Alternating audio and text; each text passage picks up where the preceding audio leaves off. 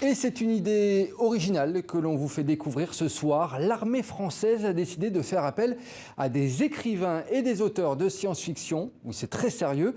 Leur mission, imaginer les pires scénarios possibles et les menaces du futur pour mieux les anticiper. Le nom de cette mission presque secrète, Red Team. Et on en parle avec nos invités. Cédric Denis Rémy, vous êtes vice-président de l'Université Paris Sciences et Lettres à Paris. Et puis le commandant Collat du ministère des Armées. Merci à tous les deux d'être sur le plateau de TV5 Monde. Et puis en Skype depuis la Belgique, François Schuiten. On vous doit notamment la série de bande dessinée Le Fantastique, Les Cités Obscures. Et vous faites partie justement de cette Red Team. Merci également à vous d'être avec nous. Messieurs, j'ai une question avant tout pour ouvrir ce débat. On a les yeux grands ouverts quand on découvre ce projet Red Team. C'est passionnant. Qui a décidé de le mettre en place? Je vais vous demander, Cédric Denis Rémy, de répondre à cette question. Bonsoir. Alors, nous sommes une université publique, Université Paris Sciences et Lettres, et nous avons répondu à un appel d'offres qui a été initié par le ministère des Armées. Et cet appel d'offres avait pour objectif d'imaginer les menaces de la France à l'horizon 2030. 2060, mais avec une particularité, vous l'avez compris, qui n'était pas de la prospective, mais de la science-fiction. Commandant Collat, ce sont des pistes, on va les voir après, ces pistes, mais que vous, au sein de l'armée, vous n'auriez jamais pensé explorer ? Alors non, je ne pense pas. Aujourd'hui, l'innovation ouverte qui est portée par l'Agence de l'innovation de défense et Emmanuel Kiva qui a porté ce projet de la Red Team, il est là justement pour sortir les militaires de leur confort. Et donc cette zone d'inconfort, elle permet de réfléchir à des choses qui n'auraient jamais été imaginées au sein des armées. Justement, nos auteurs de science-fiction sont là pour sortir les armées de leur confort. Et je le disais, c'est passionnant. Et parmi ces auteurs, eh bien, il y a vous, François Schuiten. Pourquoi vous avez accepté cette mission passionnante, comme on le dit, mais c'est une sacrée mission quand même. Oui, c'est pas facile évidemment de donner une vision physique, une vision graphique à des dystopies comme celle-là, mais en même temps c'est un lieu extraordinaire pour essayer de comprendre le monde. On a la chance d'avoir des experts qui nous nourrissent, qui nous permettent de comprendre un petit peu les dangers et à partir de là on a l'imaginaire qui fonctionne, on a le rêve et le rêve et les cauchemars. François Schuiten, je suppose que ce n'est pas non plus pour l'amour de l'armée et des combats au sens général. Non, on n'est pas là pour construire et pour imaginer des armes du futur. On est là pour voir des mondes qui pourraient nous déstabiliser. Et ils sont très déstabilisants aujourd'hui, mais on voit bien qu'il y a des potentialités extraordinaires qui nous attendent. Et c'est ça qui est passionnant et c'est ça qu'on a envie d'explorer. En fait, c'est un laboratoire pour essayer de comprendre notre monde. Eh bien justement, on va essayer d'en savoir davantage, messieurs, sur cette Red Team, dans ce sujet de Maëva Defroyenne. Regardez. Le 12 octobre 2045, un attentat biologique est commis au cœur de Grand City, déjà ravagé par une crue centennale.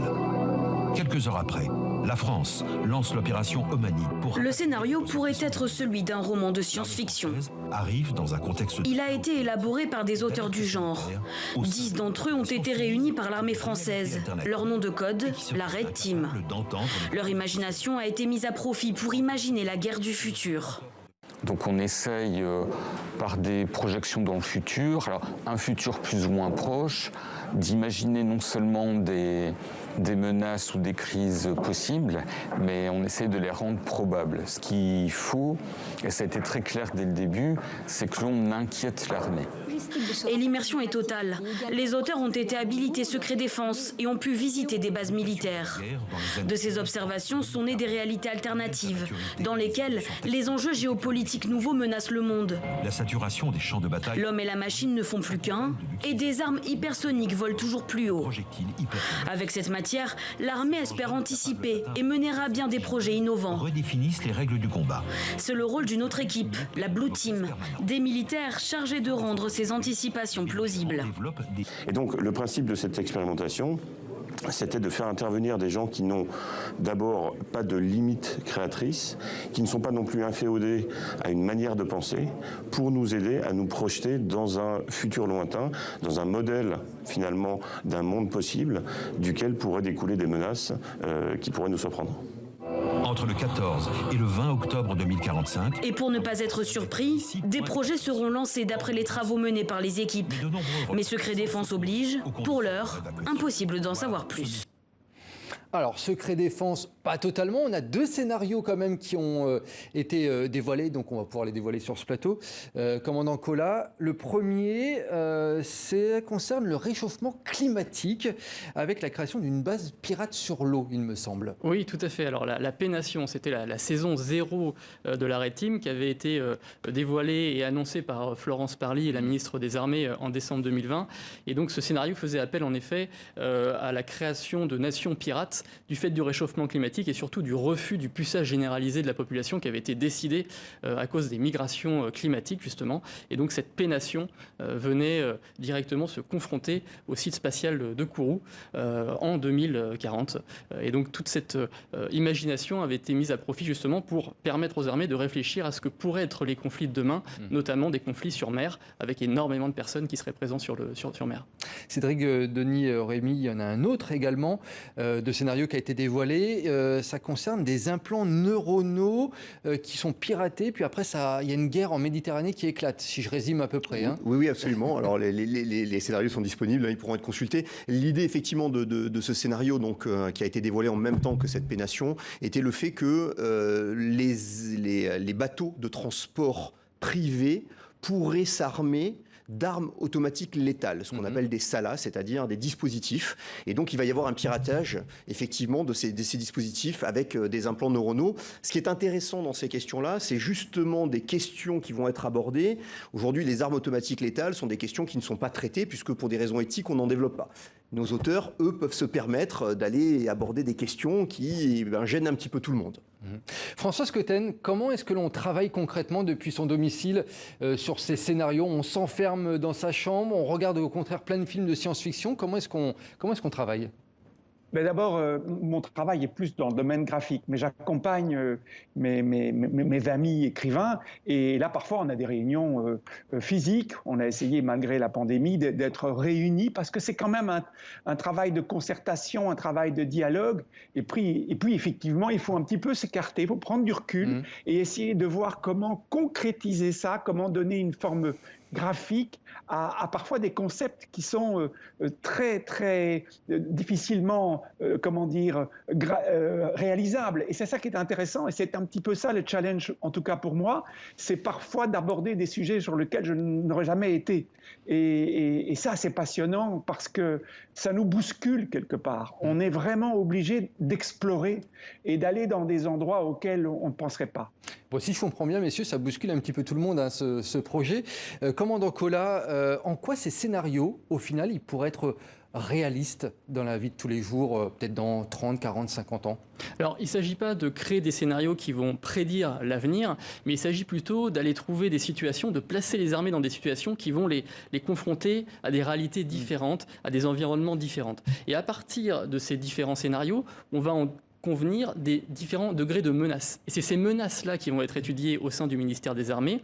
Et si jamais il apparaît qu'une menace n'était pas couverte par les développements en cours, les organisations du ministère des Armées, eh bien on va lancer des projets qui vont évidemment essayer de répondre à cette menace. Mais vous avez été convaincu par les premiers projets que vous avez vus? Parce que c'est quand même des choses... on est vraiment dans de l'imaginaire à 100% là. Alors je vais vous faire une confidence. Au début, le ministère des Armées, lorsqu'il a lancé ce projet, beaucoup de voix se sont élevées en interne pour dire mais est-ce qu'on ne va pas faire n'importe quoi? Est-ce qu'on ne va pas créer un petit peu des choses qui ne sont pas en accord avec la réflexion du ministère des Armées? Et au final, on a eu une avalanche de demandes pour les gens qui voulaient justement participer à la Blue Team, cette équipe qui réfléchit justement à ces nouvelles menaces et à la manière dont on pourrait réinventer demain la manière dont les armées vont travailler à la défense de la France. Ouais. Cédric Denis Rémy, concrètement, une fois qu'on a ce scénario sur la table, on travaille comment après? Il va y avoir des militaires qui vont sur le terrain, qui vont faire des simulations, c'est juste dans les bureaux? C'est ça que j'aimerais comprendre. Notre rôle, en tant qu'animation de cette Red Team, notre rôle, il est de l'animer et de la nourrir. Comme l'a expliqué François Scoten à l'instant, c'est vraiment, nous sommes là pour leur fournir des experts en ordinateur quantique, en intelligence artificielle, mais aussi sur des questions de sociologie, d'anthropologie, des questions de société. société. Le rôle est de construire ces scénarios, mais après, l'armée, elle, va décider finalement de ce qu'elle veut en faire de cette partie-là. Par contre, il y a cette interaction avec cette équipe bleue, donc cette Blue Team, pour essayer de trouver des endroits où, quelque part, on peut appuyer et où ça fait un peu mal. Est-ce qu'on pourrait imaginer des scénarios avec des extraterrestres, des robots, des espèces mutantes, par exemple? Alors, on n'a pas dévoilé tous les scénarios. Tout est possible. Il y en a peut-être également. Tout est possible. C'est intéressant. François Skeuten, donc on l'a bien entendu, on peut aller dans les frontières de l'imaginaire, mais finalement, la littérature, la science-fiction a toujours été aux frontières de ces scénarios militaires de tout temps. On peut penser notamment à la guerre des mondes. Oui, c'est ça qui est passionnant, c'est que je ne m'attendais pas à ce qu'un corps comme le corps de l'armée s'intéresse à explorer, aller aussi loin et à créer une passerelle avec ces mondes-là, avec ces recherches-là, avec cet imaginaire-là. Et j'ai trouvé que c'était vraiment une proposition audacieuse et surtout que ça casser un certain type de clivage, un certain type de barrière. On est quand même toujours un peu enfermé dans des réflexes et je trouvais que c'était une ouverture dans tous les sens. Pour nous aussi, on est obligé de s'ouvrir à des mondes différents qu'on ne connaît pas. Ils nous mettent, les militaires, dans des situations parfois très embarrassantes, très curieuses. Et ça aussi, ça bouscule un petit peu un certain nombre de clichés et de réflexes. Et bien justement, est-ce que, commandant Collas, ça a un côté un peu glamour, hein, ce projet? Est-ce que ça redore aussi un petit peu le blason de l'armée? Alors, est-ce que l'armée a besoin de redorer son blason? Je ne sais pas. Par contre, l'armée, elle a besoin d'avoir ce lien avec la nation. Et je pense que le président de la République l'a rappelé dans son discours au Cercle national des armées le 13 juillet au soir. Ce lien armée-nation, il est fondamental. Et ce qu'on remarque, c'est que la Red Team, justement, elle permet à des gens qui n'étaient plus forcément très connectés aux armées françaises de se remettre dans nos problématiques et dans la manière dont, demain, on doit défendre les intérêts de la France. Ça, c'est certain. Cédric Denis Rémy, est-ce qu'il y a eu des livres dans le passé ou des films qui se sont vérifiés finalement sur le terrain, sur des conflits armés? Alors oui, il y a beaucoup de choses dans la science-fiction qui ont été prédictifs d'événements majeurs ou de problématiques qui sont évoilées. Vous l'avez dit vous-même, finalement, cette science-fiction, elle est un reflet aussi de notre société actuelle. C'est d'ailleurs souvent des préoccupations. On le voit sur des questions climatiques, de puçage, de virus. Donc on retrouve des éléments de la société actuelle qu'on tente de projeter dans un futur. Oui, parce que ce qui est intéressant dans ces scénarios, c'est que ce ne sont pas que des scénarios géopolitiques. Il y a des scénarios climatiques, effectivement, sur plein de sujets de société pour ces éventuels conflits. Ah, tout à fait.